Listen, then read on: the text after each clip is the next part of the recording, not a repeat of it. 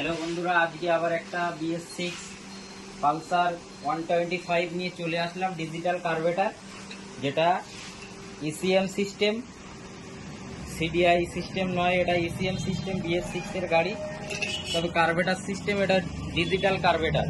কার্বেটারের ভিতরে বিভিন্ন সেন্সার লাগানো দেখতে পাচ্ছেন। তো এই গাড়িটার প্রবলেমটা কি হচ্ছে, গাড়ির ফায়ারিং আছে, গাড়ি চলছে, চলতে চলতে বন্ধ হয়ে যাচ্ছে, আর গাড়ি স্টার্ট নিচ্ছে না। ফায়ারিং আছে, সব আছে গাড়ি। তো আমি ওবিডি লাগিয়ে দেখেছি প্রবলেমটা কোড দিয়েছে P0213 একটা, আর একটা P0509। দুটোর মানে হচ্ছে একটা ফিউল ইনজেকশন। এই কার্বেটার সিস্টেমগুলোর ফিউল ইনজেকশন থাকে একটা করে। এখানে সেন্সার দেখতে পাচ্ছেন, আর ওভার সাইডে একটা অটো চোখ, যেটা অটো চোখ। তো অটো চোখের কাজ করার সিস্টেম হলো, চাবিটা অন করার পরে একবার করে চাবি অন করলাম, দেখতে পাচ্ছেন চাবি অন করলাম, চাবি অন করার পরে একবার করে মুভ নেবে, নিয়ে ছেড়ে দেবে। কিন্তু এই গাড়িটার মুভ নিচ্ছে না চাবি অন করার পরে।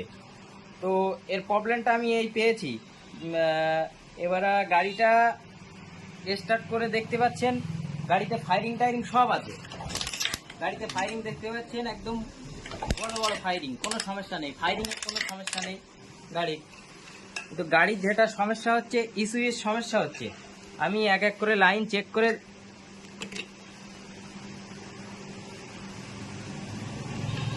ফিউল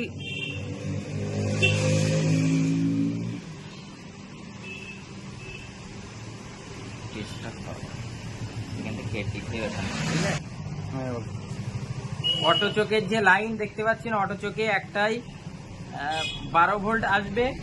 আমি এখানে দেখে নিচ্ছি লাইনটায় কোনটায় ডিস্টার্ব হচ্ছে।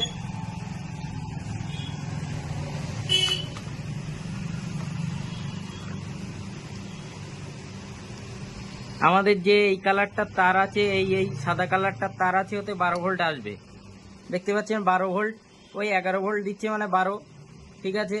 কিন্তু পরের যে লাইনটায়, যেটা ইস্যু থেকে আর্থিং লাইন যেটা দেবে, সেই লাইনটা এতে দিচ্ছে না, লাইনটা দিচ্ছে না ইস্যু থেকে। এবার আমরা দেখে নেব ডাইরেক্ট ইস্যু থেকে আর্থিং লাইন দেওয়ার পরে আমাদের অটোচোক কাজ করে কি।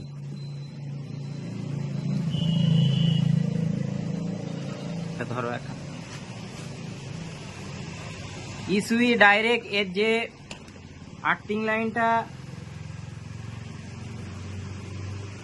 প্রোভাইড করছে, এই দেখতে পাচ্ছেন, এই তারের সঙ্গে কালারের সঙ্গে ম্যাচিং আছে। কমলা কালারে কালো পটি তার। এই তারটা আমি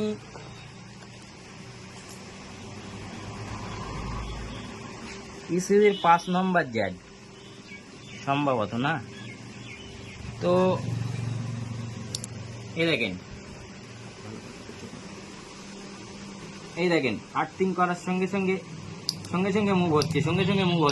অর্থাৎ ইস্যু যে লাইনটা মাইনাস লাইন হতে প্রোভাইড করবে, সেটা করতে পারছে না, ইস্যুর প্রবলেম। তো অনেক ক্ষেত্রে দেখা যায় কি, মিস্ত্রিরা ফায়ারিং আছে, সব আছে, মানে ইস্যু ভালো এরকমটা না, আর গাড়ির ফল্ট দেখা দিচ্ছে। সব এক এক করে দেখতে হবে, বুঝতে হবে। আমাদের যে কোডটা দিচ্ছে, কোড দিলেও অটো চোখের এবং ফিউল ইনজেকশনের। আমরা যদি ফিউল ইনজেকশন অটো চোখ বাদ দিয়ে দেই, গাড়ির কিন্তু রোগ কখনোই সলভ হবে না।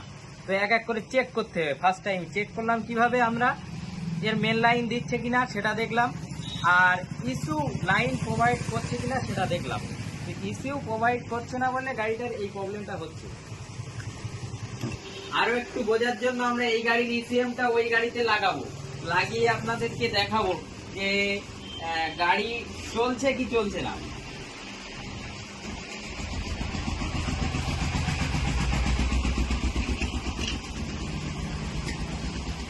দেখতে পাচ্ছেন এটা ওই গাড়ির ইসিএম।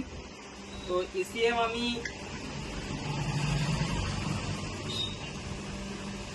এতে লাগিয়ে দিলাম। লাগিয়ে দেওয়ার পরে দেখতে পাচ্ছেন গাড়ি স্টার্ট নিয়েছে, কিন্তু গাড়ি ধাক্কা মারছে। গাড়ি স্টার্ট নিয়েছে, সব ঠিক আছে, কিন্তু গাড়ি ধাক্কা মারছে। কিন্তু আমি যেই এই গাড়ির যেটা আসল ইসিএম এই গাড়ি সেটা লাগালাম। লাগানোর পরে গাড়ি একদম ওকে, গাড়ির কোনো ধাক্কা মারাটারে কিছু নেই।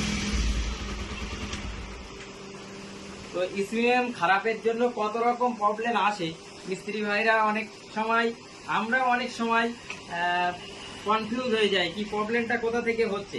এই গাড়িটা যদিও অনেক জায়গা থেকে ফিরে ফিরে আমার এখানে একটা মিস্ত্রি পাঠিয়ে দিয়েছে। তো এরপরে আমরা পাশেই একটা 125 পালসার এখানে খোলা আছে। আমি আগে থেকে বুঝতে পেরেছি এর সমস্যাটা, ইস্যু বাদ দিলে ঠিক হয়ে যাবে, সলভ হয়ে যাবে। তবু আপনাদের দেখানোর সাথে আমি একবার এর অটো চোখটা খুলে নিচ্ছি। অটো চোখ খুলে নিয়ে আমি ওই গাড়িতে লাগিয়ে দেখছি একবার কি হচ্ছে।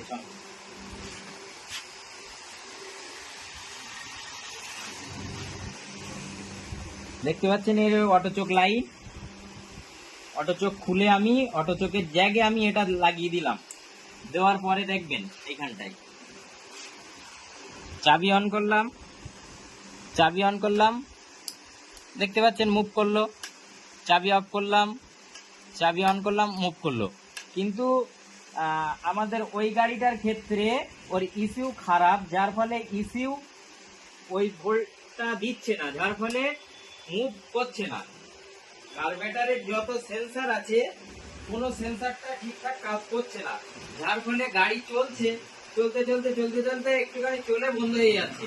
কারণ অটো চোখ ফিউল ইঞ্জেকশনের যেসব কাজগুলো, সেই কাজ যদি না হয়ে থাকে, গাড়ির কার্বেটারের যে এয়ার সিস্টেম, ফিউল সিস্টেম, সেগুলো যদি পারফেক্ট না দেয় ইঞ্জিনে, সেক্ষেত্রে গাড়ি স্টার্ট বন্ধ হয়ে যাবে, এটা স্বাভাবিক।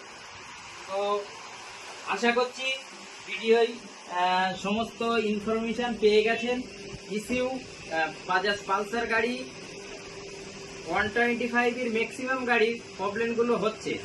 তো কোম্পানির একটু দেখা উচিত, আরো ভালো বেটার কিছু করা উচিত।